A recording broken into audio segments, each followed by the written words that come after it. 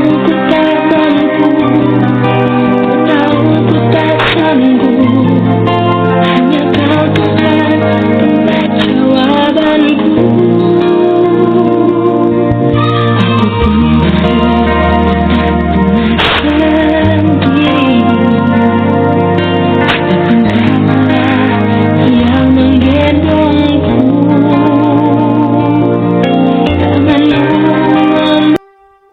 Shalom Bapak Ibu, Saudara yang dikasihi Tuhan Yesus Kristus. Pada saat ini kita akan merenungkan kebenaran firman Tuhan. Namun sebelumnya mari kita tunduk kepala, kita berdoa kepada Tuhan. Bapa di sorga, kami mengucap syukur untuk kasih dan kemurahan Tuhan pagi hari ini, di mana Tuhan sudah menyertai dan melindungi kami. Kami akan merenungkan kebenaran firman-Mu. Kiranya Engkau Allah yang memberikan kami pengertian, memberikan kami pencerahan, supaya kebenaran firman Tuhan sungguh menjadi berkat bagi kami. Urapi hamba-Mu, urapi kami semua Bapa. Yesus Kristus kami sudah berdoa dan mengucap syukur. Amin. Bapak Ibu Saudara yang dikasihi oleh Tuhan, perenungan kita pada saat ini terdapat dalam 2 Korintus pasal 8 ayat yang ke-7. 2 Korintus pasal 8 ayat yang ke-7 saya akan bacakan. Bapak Ibu Saudara akan mendengarkan dan memperhatikan kebenaran firman Tuhan. Maka sekarang sama seperti kamu kaya dalam segala sesuatu, dalam iman, dalam perkataan, dalam pengetahuan, dalam kesungguhan untuk membantu, dan dalam kasih-Mu terhadap kami, demikian juga hendaknya kamu kaya dalam pelayanan kasih ini. Bapak Ibu Saudara yang dikasihi Tuhan Yesus Kristus, tema kita pada saat ini menjadi kaya. Tema kita pada saat ini menjadi kaya. Saudara yang dikasihi Tuhan, siapa di tengah-tengah dunia ini tidak menginginkan kekayaan? Semua orang menginginkan namanya kekayaan, harta benda yang banyak dan melimpah. Tetapi saudara, kita akan belajar seperti apa cara pandang firman Tuhan terhadap kekayaan itu. Dalam teks ini saudara yang dikasihi Tuhan, kaya seringkali dipahami sebagai keadaan banyak harta atau banyak uang.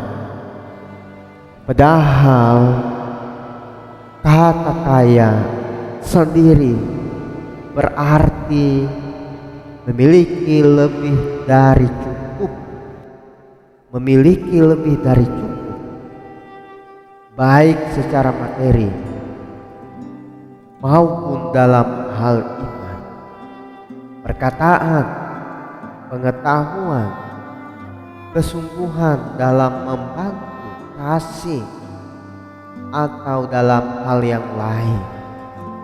Ada orang yang kaya secara materi, Bapak Ibu Saudara yang dikasihi Tuhan, namun miskin dalam hal memberi. Sebaliknya ada pula orang yang hidupnya pas-pasan namun kaya dalam pelayanan kasih, yaitu memberi. Saudaraku dikasihi Tuhan dan yang mengasihi Tuhan, dalam teks ini Rasul Paulus mendorong jemaat di Korintus untuk mendukung jemaat yang ada di Yerusalem. Rasul Paulus memberikan contoh agar jemaat Makedonia yang hidup mereka menderita pada saat itu dan sangat miskin dalam berbagai macam harta. Tetapi jemaat itu memiliki kasih. Mereka sangat kaya. Mereka dapat memberikan bantuan yang melebihi kemampuan mereka di ayat yang pertama sampai ayat yang kelima. Kemudian Rasul Paulus mengingatkan jemaat di Korintus bahwa mereka adalah jemaat yang kaya dalam segala sesuatu, maka seharusnya mereka juga kaya dalam melakukan pelayanan kasih di ayat yang Bapak Ibu Saudara yang dikasihi Tuhan Yesus Kristus, ada 3 kebenaran yang akan kita renungkan pada saat ini. Yang pertama, saudara yang dikasihi Tuhan, bagaimana orang yang menjadi kaya? Yang pertama itu karena telah mengenal kasih karunia. Jemaat di Korintus sudah berkomitmen membantu jemaat di Yerusalem, tetapi mereka lalai di ayat yang ke-10 sampai ayat yang ke-11. Karena itu Rasul Paulus mengingatkan mereka untuk melakukan pelayanan kasih, karena mereka telah memperoleh yang terbaik dari Tuhan Yesus Kristus, yaitu keselamatan kekal dari Tuhan Yesus Kristus yang rela menjadi miskin agar mereka menjadi kaya, agar kita menjadi kaya dalam Tuhan. Ayat yang ke-9, demikianlah seharusnya jemaat memberi pemberian yang terbaik agar orang lain pun beroleh kasih karunia daripada Tuhan. Dan yang kedua, saudaraku dikasihi Tuhan, menjadi kaya. Bagaimana orang menjadi kaya di dalam Tuhan? Dan yang kedua,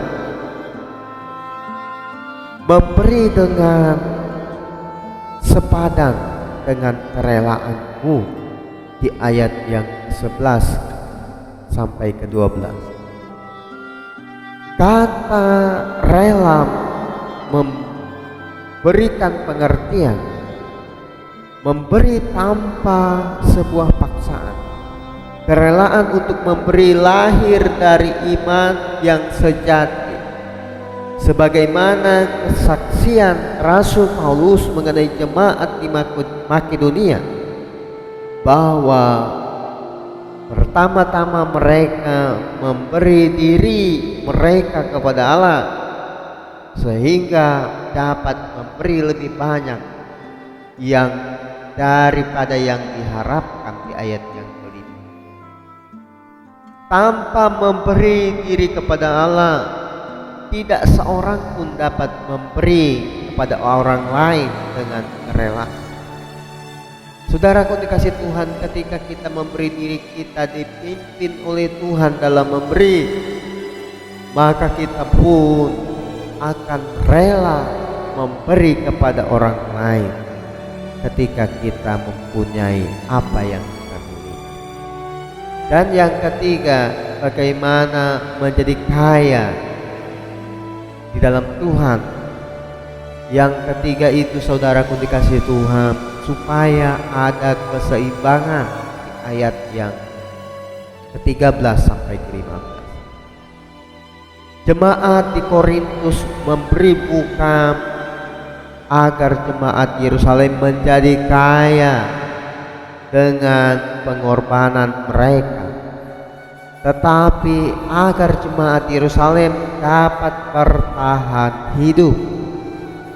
Jadi bukan untuk membebani jemaat di Korintus atau memberikan kemudahan bagi jemaat Yerusalem, namun di sini berbicara keseimbangan Yang dimaksudkan adalah di mana tidak seorang pun menjadi kelaparan dan tidak seorang pun yang menyia-nyiakan kelimpahannya berkat daripada Tuhan yang dimilikinya.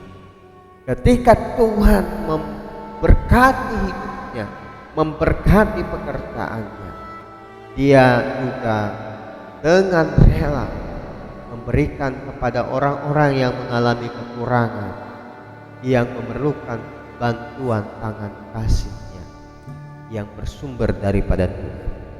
Aplikasinya bagi kita, Bapak Ibu dikasih Tuhan, apakah aku menyadari bahwa melakukan pelayanan kasih adalah bentuk syukur karena telah menerima kasih karunia daripada Tuhan? Yang kedua, sudahkah aku memberi diri kepada Allah sehingga aku dapat memberi dengan hati yang rela dan tulus dan yang murni? Dan yang ketiga, adakah orang di sekitar aku yang pada saat ini hidup dalam kekurangan, kemiskinan, sementara aku berada dalam kecukupan hidup? Biarlah kebenaran firman Tuhan sungguh menjadi berkat bagi kita. Amin. Shalom.